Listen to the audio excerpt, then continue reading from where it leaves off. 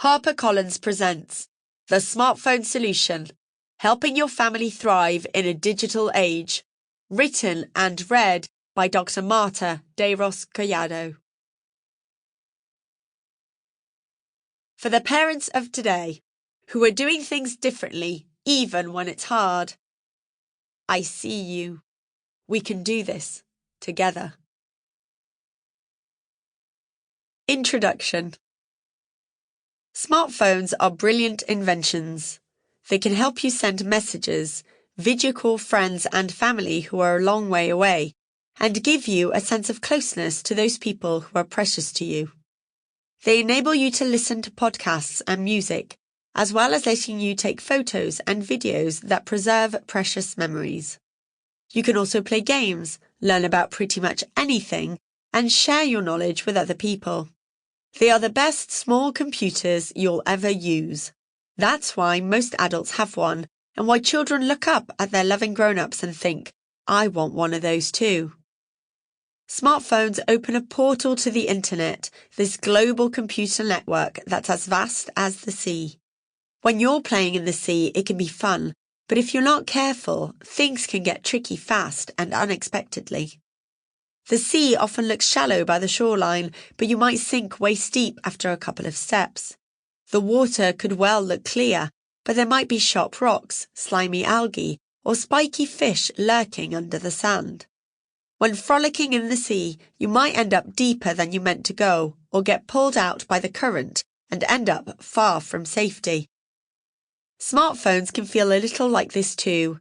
They're incredibly useful tools, but they come with responsibilities and risks.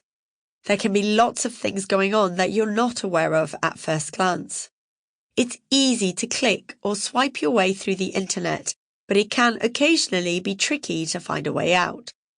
Sometimes too many clicks or swipes can mean you see things you didn't want to see or shouldn't be viewing at all, things that are scary, risky, or harmful. The algorithms that are used on the internet might also mean this content is presented to you again and again. You might end up spending more time on your smartphone than you wanted to or even realise. This could mean that you're not devoting enough time to doing things you need to do offline, whether it be relationships with others, getting out in the fresh air, reading a book, or nourishing and moving your body in ways that keep it healthy and full of the joys of life. We now live in a digital age where technology is all around us. I've owned a smartphone since my early 30s, although I was quite late in acquiring one because I loved my retro flip phone. It's undoubtedly a key part of my professional life and has opened lots of doors for my career, not least this book.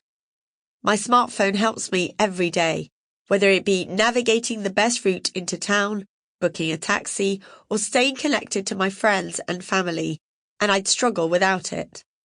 I know I overuse it at times and have used it to escape from difficult feelings or distract myself from the more boring or challenging tasks I need to do. I know it's also sometimes made me feel bad that I haven't been as present with others as I feel I ought to have been, or that I've wasted a whole evening online doing nothing useful.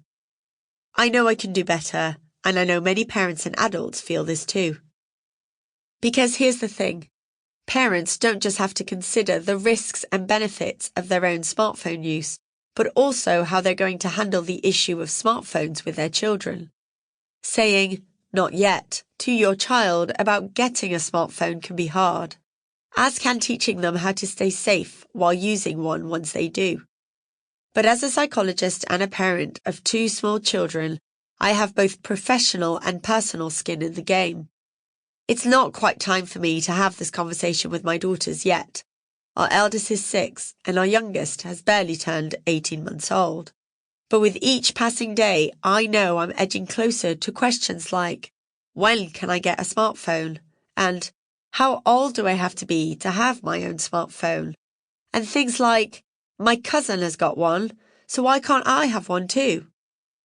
Looking at this through a professional lens, I can appreciate how difficult the pressure of getting your child a smartphone might seem when all their friends have one and they're missing out on conversations, which for teenagers are not just a good to know, but are essential.